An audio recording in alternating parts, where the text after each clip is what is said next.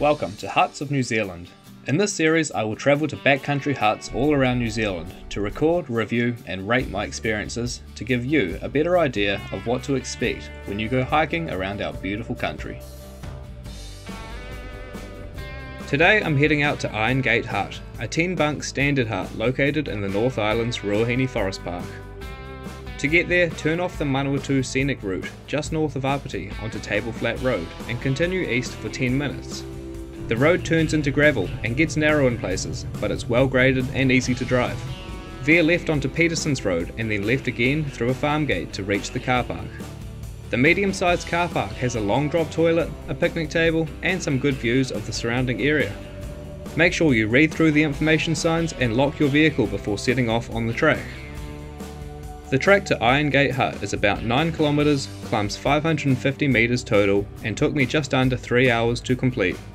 It starts out following the old Stewart's Sawmill logging road, which was used up until 1954 for logging operations in the area. The first few hundred metres sees the track descend through a farm paddock, so stick to the path and close any gates behind you.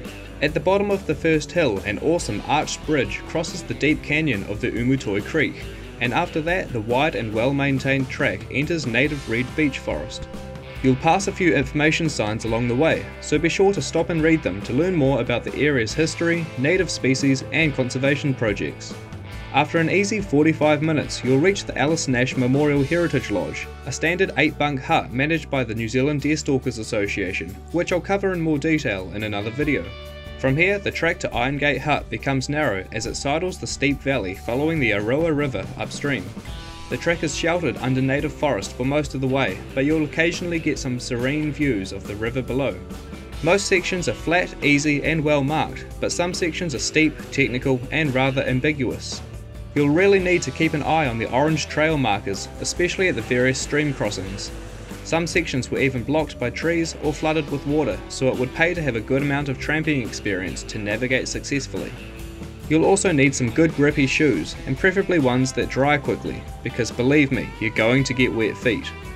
Finally, about 2 hours after passing Alice Nash Memorial Hut, I saw a splash of red through the bush, and I soon emerged onto the river terrace, arriving at Iron Gate Hut.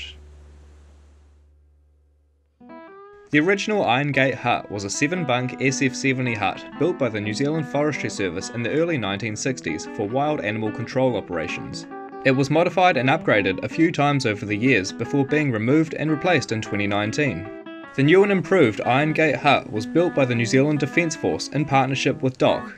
It comes equipped with 10 bunks on shared platforms, a wood burner suitable for cooking on, a table with chairs, a bench top, a drying rack, hooks and candles on the walls, smoke alarms, and large double glazed windows on all 4 sides with mesh screens to keep insects out.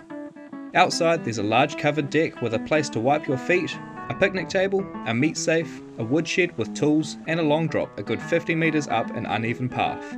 As always, remember to bring toilet paper. There's an outdoor bench top with a sink and a tap which provides water from the large roof-filled tank behind the hut. The water tasted a bit smoky, so you might prefer to fill up from the river just next to the hut. Either way, it's advised you boil or filter water before use. The hut is situated in a great spot at the bottom of the valley, just above the Oroua River. The grassy clearing means there's room for tents in case the hut is full on a busy night. It gets plenty of sun in the summer, but it can also get pretty cold and damp in winter. Thankfully, the spacious hut is warm and fully insulated, and there's lots of firewood around to keep the place cozy. I was alone when I stayed in September, so I relaxed with my backcountry cuisine and read some of the old tramping magazines left behind. As usual, there were a few possums outside at night, and also the odd moorpork call. And with the low roar of the river outside, I put in my earplugs, jumped in my sleeping bag, and went to bed for the night.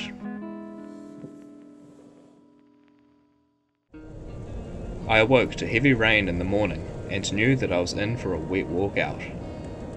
After enjoying my morning coffee, I packed up my gear and got ready for the day. Remember to sweep and clean the hut before you go, and sign into the hut logbook. I made my way back to the car park, and as you could imagine, the track was much more slippery and muddy. Despite my rain jacket, I got soaked through, but thankfully it wasn't cold or windy, so I didn't let it dampen my spirits. There's no cell phone reception at the hut or for most of the track, so as with any tramp, you should consider carrying a PLB for emergencies. There are loads of things to do and other places to go around Iron Gate Hut. The Oroua River is great for trout fishing and the surrounding bush is home to red deer for hunting. I spooked a stag on my way out, but I didn't manage to get a video of it. If the river level was low, you could swap the track for the riverbed and keep an eye out for Whio or blue duck, an endangered native species more rare than Kiwi. There have been great efforts from DOC and volunteer groups to protect the Whio in the area, and you'll notice stoat traps along the track which help to eliminate the predators.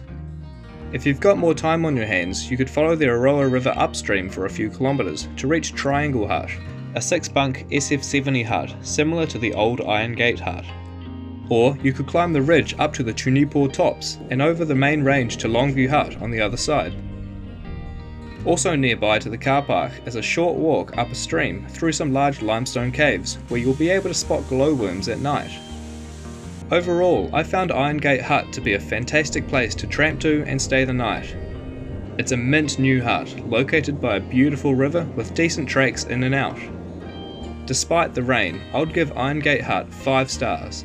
It's a rewarding destination for anyone keen on the outdoors. There's no need to book, so it's first in, first served all year round. You can use a backcountry pass or standard hut tickets to pay for your stay. Check out the DOC website in the description below for more information. Thanks for watching. Subscribe if you'd like to see more of the huts of New Zealand.